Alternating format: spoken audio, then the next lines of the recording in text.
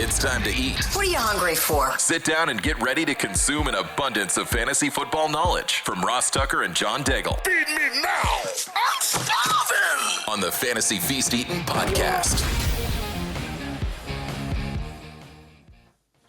Yeah, let's eat, baby. It is the Fantasy Feast Eatin' podcast. We are, of course, presented by DraftKings. I'm Ross Tucker, former NFL offensive lineman, 5 teams, 7 years. I think I say most of you know that every time. I got to come up with something different or unique as opposed to saying that every time. But I got a bunch of podcasts. The Ross Tucker Football Podcast is daily. I actually did our Power Rankings episode today because we had Albert Breer yesterday talking about not only the Giants' decision to bench Daniel Jones, but just some of the other hot seats around the NFL. If you didn't check that out, highly encourage you to do so. Of course, the Even Money Betting Podcast. It's a betting podcast where the hosts actually win, where the hosts have a demonstrated track record of success. I know a lot of people like to listen or watch podcasts, betting podcasts, where they just lose. Not quite sure I understand that. This is one where we give you advice where you win, which, by the way, is kind of what this show's all about, because this is how you win. Either your fantasy league against your buddies, your family, your colleagues, or prop bets, where we do a fantastic job as well. And by we, I primarily mean he, right? John Daigle, one of the owners over at EstablishTheRun.com. Highly encourage you to check out the website. They've done a great job with it. I mean, they've been flourishing over the last few years, and you can use the code FEAST for a discount over there. So it's not just fantasy football stuff. It's great news and information and nuggets of info just for the games, period. But then in particular, prop betting, if you are into that sort of thing. You can check me out on social media at Ross Tucker NFL. You can always, of course, check us out at Ross Tucker Pod. We're on YouTube, youtube.com/Ross Tucker NFL. And before you buy anything else for the holidays, please check out myfrontpagestory.com. Please. Best gift I'm aware of for a loved one this time of year. We've got 6 teams on bye, John. What a weird schedule it is this year, where there's nobody on bye next week, but there's 6 this week and then 6 in week 14. And we're also getting down near here crunch time for fantasy football purposes. 6 feels like a lot. I mean, what about the teams, John, that, what about the listeners or the viewers that have multiple guys on some of these teams at the same time?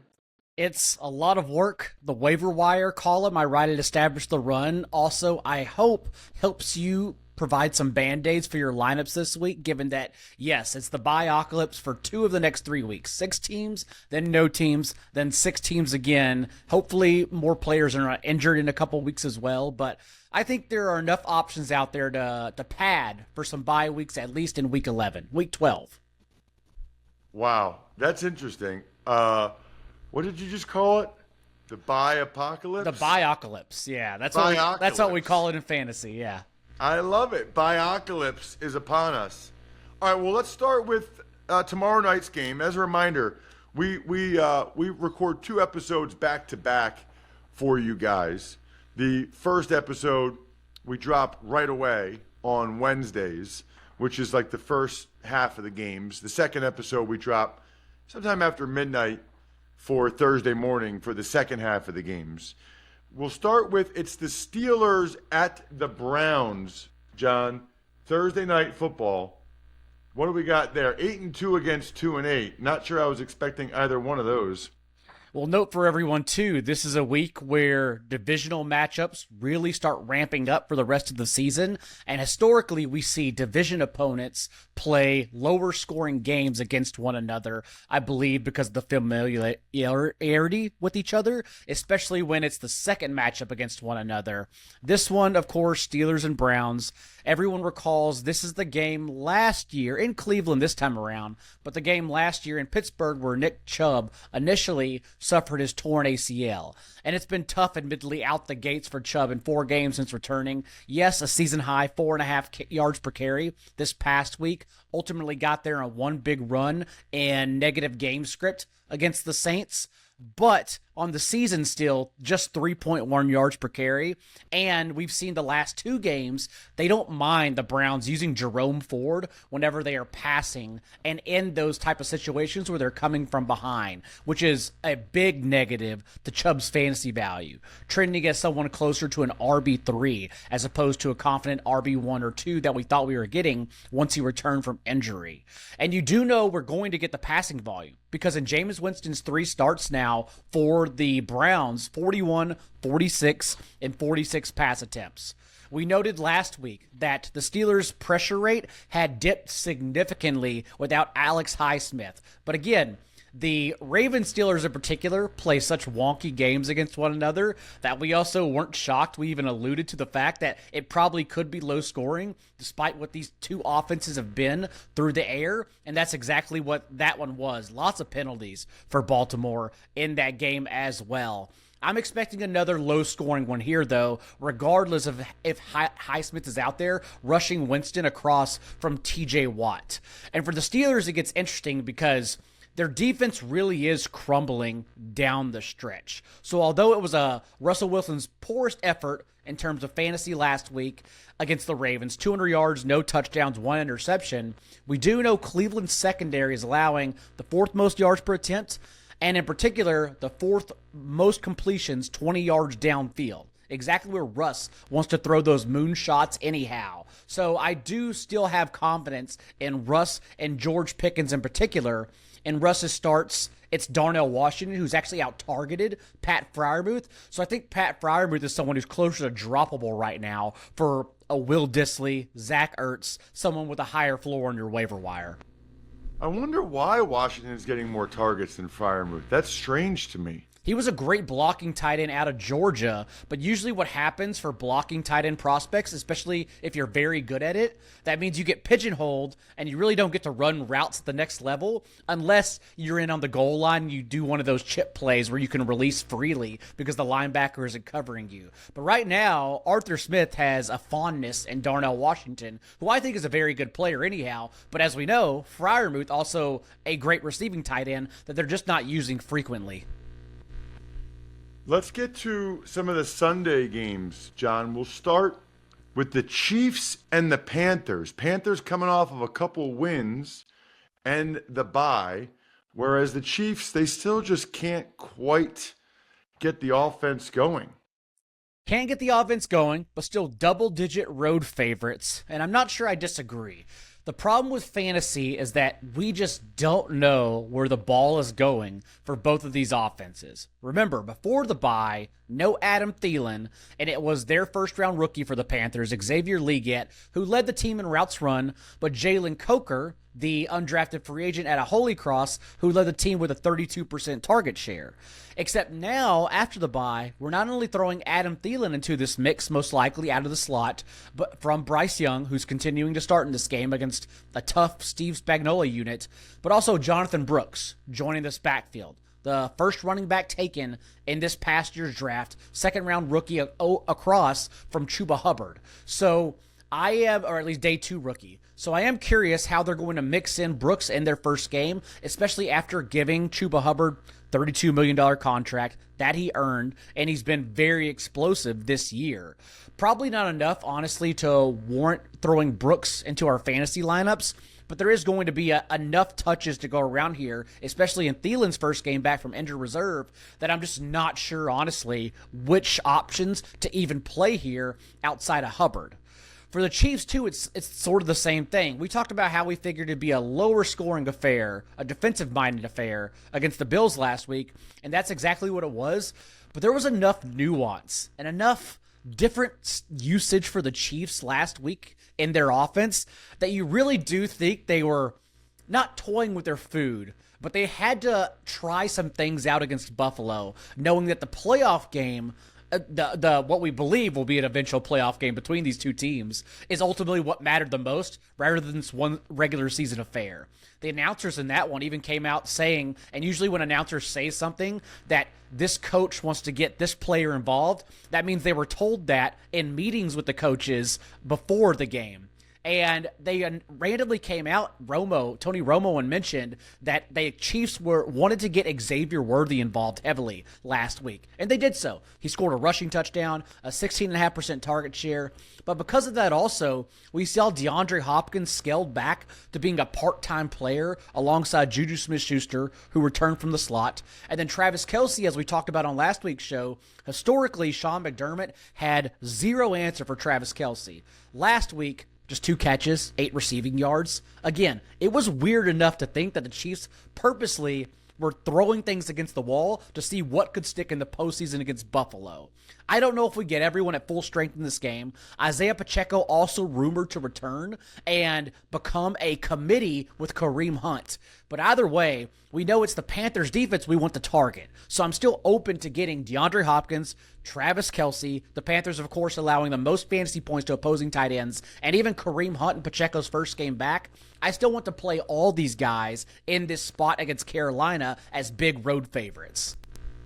I'm really looking forward to, John, seeing Brooks for the first time. You know, I feel like we've been waiting forever, and on some level for Thielen to get back. But I'm excited to see what Brooks has. I know we've talked about him a lot in the offseason when they drafted him. That's a strange one to me, to move up to take an injured running back, and now they've rewarded Hubbard with that big deal. That's interesting. All right. And Miles Sanders was injured before the bye. He may not be available here. I would think in his debut, and like you, I'm excited to see Brooks' touches and how he looks. But I would think in his debut, all he does is soak up Miles Sanders' touches. He was averaging 6 per game behind Hubbard this year. And then we'll see if they ramp it up in the evaluation process, because this is a week-to-week thing, honestly, which is why I suggest in the waiver wire column even picking up Adam Thielen in case they want to play the veteran down the stretch. But maybe they just want to keep running Leggett and Coker out there to continue developing them with Bryce Young as well, since the Panthers are right now in a purgatory situation. Like, they have to know what Bryce Young gives them, and maybe they already do. But the fact that he's played at least a little better since he's returned and made that initial start for Andy Dalton, who got in the car wreck, I think we're just at a point where they need to keep playing and see what they have before they go into next year's draft. Let's talk Vikings and Bears. Bears fans probably were able to drink a few more Labatt Blue Lights last Sunday with friends. Live life to the power of we. Always enjoy responsibly beer. Labatt USA, Buffalo, New York, either because they were happy that Caleb and the offense looked better or because they were devastated by how the game ended. But he definitely did look better, John. And let's talk about the changes that allowed him to look better, because previously under Shane Waldron, Caleb Williams was extending plays and recorded one of the longest times, 27th, from the time the Bears snapped the ball to the time he threw it. This past week, though, under Thomas Brown, a quick-hitting 1 or 2 read offense, and that's why he averaged the 6th fastest time from snap to throw and was only under pressure on 5 of dropbacks. Went 3 of 5 as well under pressure. Not only that, but his second highest carries, 9 in that game, all season long under Brown. And so the fact that they could just allow him to get the ball out quicker is what then helped recover from their offensive line issues. We also saw a change in the backfield. DeAndre Swift recorded his lowest share of touches, 59%, since week 3, which was also Roschon Johnson's first active game. Johnson, of course, handled a season-high 41% of the team's backfield touches and was still used as their goal line running back. I know a lot of fantasy football trade deadlines occurred on Saturday, but if yours is still open, I would still try to get off DeAndre Swift for the rest of the season based on this usage that became more of a committee with Roschon under Thomas Brown. On the other side of the ball, too, another committee going on, because remember, Kevin O'Connell and the Vikings coaching staff did mention throughout the offseason that they wanted to keep Aaron Jones healthy and then allow Ty Chandler to get more touches because they understand Jones's injury history. Remember, Jones rushed for 100 yards in 5 consecutive games with the Packers, and they still let him walk for contractual reasons because they understood he's a player who's oft injured and they just needed him available more. And given that he suffered just a couple weeks ago, his 3rd different injury of the season, I think that's why the Vikings came out in this one and gave Cam Akers not only a season high in routes run behind Aaron Jones, but a season high in the share of the team's backfield touches as well. And looked good. Scored a receiving touchdown. So I am a little bit concerned that we're going to get a committee for the Vikings moving forward too, if only to keep alleviating Jones and keep him healthy for the postseason, which what matters the most for the Vikings here. We're also seeing somewhat of the same thing done for TJ Hawkinson. Clearly brought along slowly in these 3 games, which, yes, has been frustrating for fantasy. Still peppered targets. He had 7 last week, 7 2 weeks ago, just 3 this past game. But he has yet to run a route on 70% of the Vikings dropbacks. They are just easing him along. And that's why you see Justin Jefferson still getting hammered, at least 8 targets in every game out of their bye. It's another low-scoring divisional matchup, in my opinion, but those are the concerns I have for the Vikings offense. Still really only trusting Jefferson and, to a lesser extent, Jordan Addison, if only because we have 6 teams on bye and have to play someone this week. Well, listen, I got a game. Let's get to my game. Oh. It's the Titans at the Texans. It's 1 o'clock Eastern, noon Central Time on CBS. We got Nico Collins back, John, on Monday night, and he looked good. He looked dynamic already. It is fun, by the way, to escape sometimes. I still take my laptop and take notes if everyone wants to know what I do behind the scenes when I go to friends' house to watch the games because I have to know what's going on. But it is fun when they point you out, Ross. They're like, John, isn't that your co-host? I'm like, yeah, that's the guy right there that I talked to about the games as you were covering this past week on CBS. But in this one, it is an interesting spot for, you talk about Nico Collins. Let's go there first. Because although they attempted to get him started out of the gates with that long touchdown on their first play, called back for a questionable offensive penalty, he actually did not play even 50% of their snaps last game. They eased him in on Monday night, despite having that extra 24 hours before they kicked off against the Cowboys. I would think we get him back at full strength for this one. And if that's the case, we saw Tank Dell, John Mechie, who's playing the slot for Stephon Diggs as well. They popped up for a couple catches here and there, but it's very clearly Nico Collins who they need to get going at full strength. I think another week will allow him to do so. But on the other side of the ball, well, I should say for Joe Mixon, though, that's what the offense continues running through. Because now Mixon has scored a touchdown in every game he's finished this year with 100 rushing yards in 6 of 7. Only Jahmyr Gibbs, this is the chess piece here, only Gibbs has run for over 65 yards against the Titans all season. And so, although it is a tough matchup and one Mixon may struggle in, I'm curious to see if Bobby Slowick does respond by getting Nico Collins more involved as a full-time player. I still expect Mixon to finish as a low-end RB1 for fantasy. Where it becomes interesting is what's happened with Will Levis on the other side of the ball. Because remember, he was out with that AC joint injury. He returns the past 2 weeks. And now these last 2 games, he has been playing it safer and been much better, especially when he's not under pressure. 23 of 36 for 8.9 yards per attempt, eighth best in the league in this 2-week sample since he returned from injury. And that's important because we're waiting on the news for Will Anderson, the Texans' elite edge rusher. And without Will Anderson these past few games, Houston's pressure rate has dropped from 3rd in the league to 26th.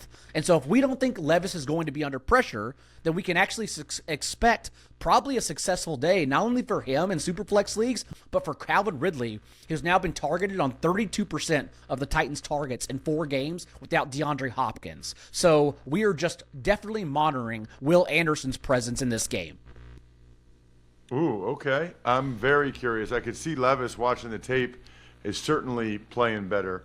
What about the Lions, who are a machine, against the Colts? Anthony Richardson played probably his best game ever, John. I believe he did as well. 30 fantasy points, bulldozing his way to a couple rushing touchdowns, including the game winner on the last drive. And that last drive is what stands out. A couple pinpoint accurate surgical throws down the field to Alec Pierce against cover 2 in the window along the right sideline deep. He also hit Michael Pittman over the middle on a long second down and distance, but Pittman dropped the ball. So the last drive should have been even better and gave Anthony Richardson even better numbers in the box score. And it's an interesting matchup because the Lions are still under Aaron Glenn running a league high rate of man coverage. 45% of their defensive snaps come against man. And without Aiden Hutchinson, they have been able to pressure the quarterbacks at an above average rate, but it's also been a fairly weak schedule, including the one time they played Jordan Love. It was in the rain, recall, where receivers were dropping balls left and right because they were just slipping out of their hands. But this one's a little bit tougher, especially if we think Richardson's playing better since being promoted back to the starting lineup. Because we also know man coverage against Richardson, that's how all he has to do is elude pressure, which he's good at, and then launch it downfield to any of his receivers who can get open deep. Alex Pierce, A.D. Mitchell, Josh Downs, who still has a team-high target share even when Michael Pittman plays. Pittman as well, through that back injury, looked good last week. And so it's a total that I believe opened at 47 points, has since launched to 50.5, 51, currently at DraftKings. I think we could get fireworks in this game based on how Richardson looked and how the Lions are going to attempt to cover him. So I'm very excited about the Colts offensive side of the ball as well as the Lions. We discussed last week not only Jared Goff and Ben Johnson against man coverage against the Jaguars, but just what they're capable of doing in scheming guys open. And that's why everyone scored a touchdown against the Jaguars last week for Detroit. And right now, they're just an unstoppable force. Even in this game, we know Gus Bradley, wherever he's coached at, Raiders, Colts, does not change his scheme. A lot of cover 3, a lot of zone coverage, the third highest rate in the league. And it's Amon-Ra St. Brown in particular, as their slot receiver who settles into spots easily. That's the guy who Jared Goff always looks too heavily against zone coverage. 26% of his targets is against zone this year for a league-high 44 receptions. So expecting big days here for Goff, Amon-Ra St. Brown, the team's running backs, Dave Montgomery and Jahmyr Gibbs, who get there regardless of the matchup, just because that's Detroit's identity. Given this total, the environment that I'm expecting the Colts to push back, I just think, honestly, Ross, everyone gets there for fantasy in this game. Smirnoff knows there's no I in football. It's a we thing. An experience best enjoyed together with good drinks and good folks. There's a reason why Smirnoff's the world's #1 vodka and an official vodka partner of the NFL. This year, there are more opportunities to watch football and make delicious Smirnoff cocktails than ever before. Thanksgiving, Black Friday, Christmas, Smirnoff and the NFL are here with you every step of the way. Please drink responsibly. Smirnoff #21 vodka, distilled from grain, 40% alcohol by volume. The Smirnoff Company, New York, New York. Please do not share with anyone under legal drinking age. Smirnoff, we do game days.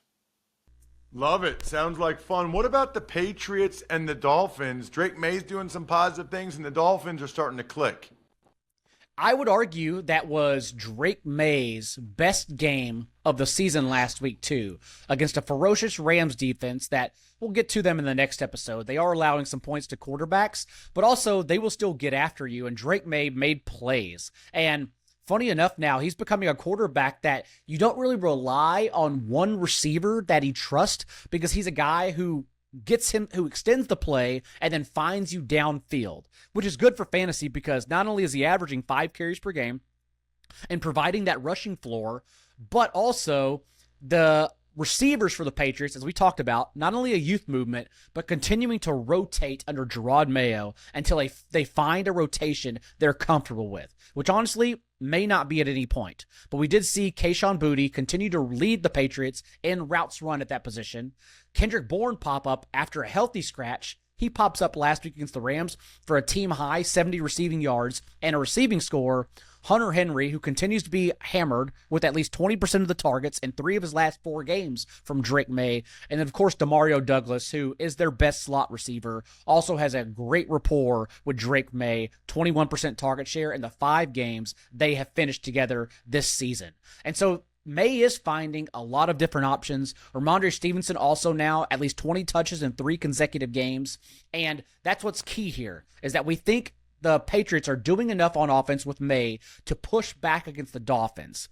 The thing is, though, much like how I talked about with the Panthers and Chiefs and not understanding where the ball is going to go, that's what's happening with Miami this year. Like Caleb Williams under Thomas Brown getting the ball out quickly, Tua is leading the league and getting the ball out at the quickest time from snap to throw this season. He has a career-low depth of target because what they're doing is quickly just going to their first read underneath and asking for yards after catch, which is definitely a change from the way Mike McDaniel has approached his offense the past 2 seasons. And because of that, that's why you're getting frustrated fantasy owners with Jalen Waddle. Just popped up for 27 receiving yards and another letdown spot last week, but it's because of how these targets are being dispersed from Tua. Last week, we did see Tyreek Hill finally get back involved for 80 yards and a touchdown, but behind him now, Tyreek is leading this team with a 20% target share compared to last year where it was at 30%. Jonnu Smith has been more involved around the team's bye, and it's Smith now who's actually out-targeted Jalen Waddle on the season, which you would not have expected based on how Waddle was used last year. So I continue to think, unfortunately, that just how they're deploying everyone, Waddle is closer to a guy you would bench, flex at best, which is crazy given his talent, but that's just how they're using everyone this year. Devon Achane, to wrap things up, the big winner, because since they benched Raheem Mostert a couple weeks ago, Devon Achane for the first time all year, 70% of Miami's backfield touches, a running back who's poised to explode in the fantasy playoffs, and someone I would only want Christian McCaffrey over for the rest of the season. Love it. Can't wait for episode 2. Nice work, John. Thanks for tuning in to Fantasy Feast. Make sure to also check out the Ross Tucker Football Podcast, Even Money, and College Draft, all on the DraftKings Network, YouTube, or subscribe to the podcast on your favorite platform.